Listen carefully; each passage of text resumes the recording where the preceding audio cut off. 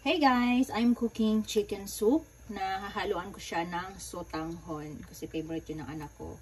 So I make it more, more tastier. So ganito ang nangyari. So as you can see, this is chicken. So itong chicken na to, pinakuluan ko to ng konti dito sa nakita ninyo na chicken broth. So pinakuluan ko siya ng konti. So this is half cook guys. Ngayon dry ko siya para ready to fry na. So, this is half cook only.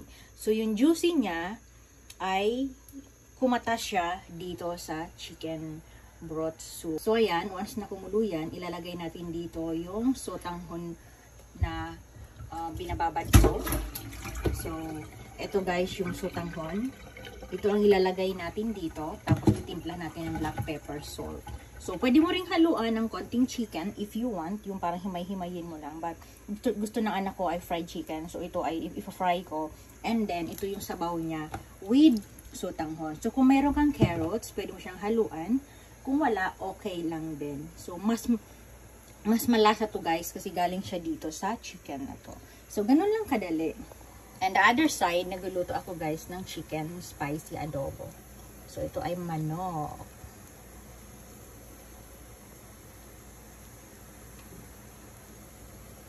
So, ayan, kumulo na siya. Ilalagay na natin yung sotanghon. So, ganun lang. Pwede mong lagyan ng egg, guys, if you want. So, ito yung manok, guys, diba? So, hindi ko siya lahat piprituhin kasi pambaon niya ni mama sa work and pag-ulam ng anak ko mamayang gabi. So, ngayon, dahil luto na yung aking miswa na with chicken broth, ito na muna yung piprituhin kong konti para sa akin at sa anak ko for today's lunch.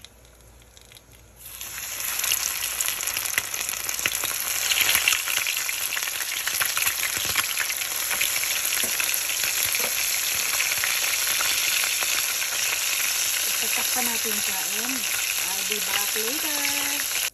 Tadan! So, ready na guys yung lunch ng anak ko. So, ito na yung ginawa ko na sotanghon soup with chicken broth na pinagpakuluan ng fried chicken. And then, syempre kanin kasi hindi siya nag-breakfast. So, it's gonna be her lunch and breakfast. So, ito na guys yung fried chicken ng anak ko. Gusto niya ay toasted.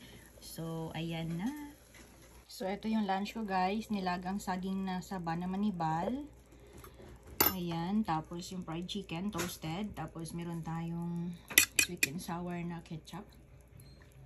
And of course, yung ginawa ko na miswa with chicken broth soup. So, yung lasa nito, fried chicken, nandito. Pero syempre, malasa din to kasi half cook lang yung pagkaluto niya. So, kain guys. Yung sa anak ko pala ito.